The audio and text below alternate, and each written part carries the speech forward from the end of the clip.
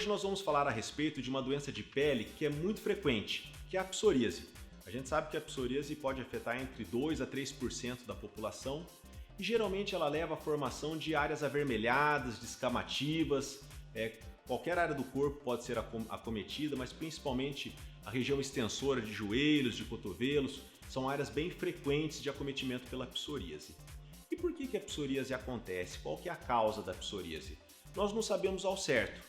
É uma doença provavelmente multifatorial, ou seja, provavelmente diversas causas estão envolvidas no desenvolvimento da psoríase, mas a gente sabe que existe primordialmente uma tendência genética, ou seja, a pessoa nasce com uma predisposição para o desenvolvimento da psoríase. Nós sabemos que alguns fatores podem ser associados, tanto com o surgimento quanto com o agravamento das lesões da psoríase. Então, por exemplo, nós sabemos que a ingestão de álcool em grande quantidade, pessoas que estão acima do peso, excesso de peso, são elementos que podem favorecer. A gente sabe que o uso de medicamentos também podem favorecer a psoríase, o carbonato de lítio, que é um medicamento usado para tratamentos psiquiátricos, os beta-bloqueadores, que são medicamentos utilizados para pressão, são exemplos de medicamentos que podem contribuir para o surgimento da psoríase.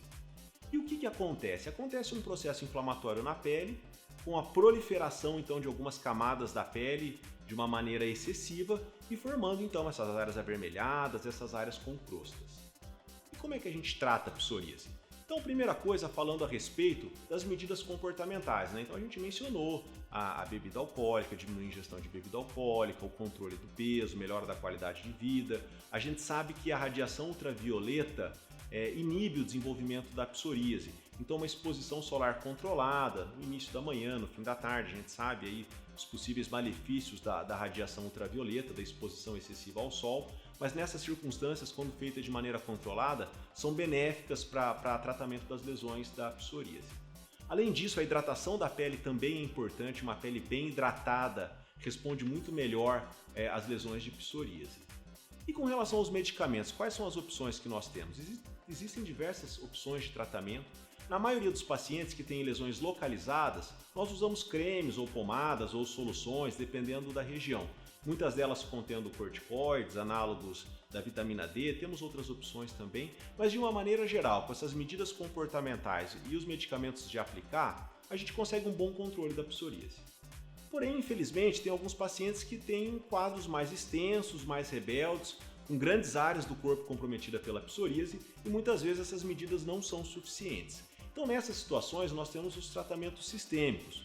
Entre eles, a gente tem, por exemplo, a fototerapia, em que a pessoa entra numa câmara, é emitida uma radiação com comprimento de onda específico e isso ajuda no tratamento, tem um resultado muito bom para o tratamento da psoríase. Nós temos medicamentos que a pessoa pode tomar comprimidos, como o metotrexato, por exemplo, como a acitretina, e são medicamentos potentes também no tratamento da psoríase. Para os pacientes ainda rebeldes, essas opções que foram faladas, existem os chamados remédios biológicos ou medicamentos biológicos, que eles são ainda mais potentes, eles têm um grau de sucesso bem alto aí no tratamento da psoríase, porém são medicamentos que têm um índice de efeito colateral também mais alto, além de um custo também bem mais elevado. Então por isso que a gente reserva tanto já os tratamentos por via oral, tanto o metotrexato, como eu mencionei, a acitretina, ou nesses casos, nos casos mais intensos ainda os biológicos, para aqueles pacientes que realmente têm uma psoríase mais extensa. Porque esses remédios, primeiro, a gente sabe que nenhum deles tem a capacidade de realmente curar a psoríase de maneira definitiva. Pode ser que a doença vá perdendo força, até desapareça, só às vezes com medidas de hidratação a gente consiga controlar bem o paciente, mas não tem como a gente garantir que ela vai desaparecer para o resto da vida. Portanto, todos esses remédios, a princípio, vão ser de uso mais crônico. Então, por isso que a importância de reservar esses remédios mais potentes e também com mais efeitos colaterais para os quadros mais graves. E reservar, então, para os quadros mais leves, os tratamentos tópicos, que na maioria dos casos têm um resultado bastante interessante.